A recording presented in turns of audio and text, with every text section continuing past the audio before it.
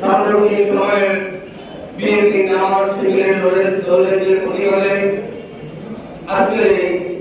লোকসভার সম্মানিত সভাপতি আজকের এই সভায় সভাপতিত্ব করছেন বাংলাদেশ আওয়ামী লীগ উপজেলা শাখার সম্মানীয় সভাপতি জনাব শফিকুল ইসলাম সরকার করুণায় আজকের লোকসভার প্রধান অতিথি হিসেবে উপস্থিত হয়েছেন সারা দেশ কাঁপানো ছাত্র নেতা ঢাকা ইউনিভার্সিটির ছাত্র সংসদের সাবেক ইঞ্জিনিয়ার বাংলাদেশ আওয়ামী লীগের সাবেক সাংগঠনিক সম্পাদক আলীগঞ্জ থেকে বারবার নির্বাচিত মাননীয় সংসদ সদস্য জননেতা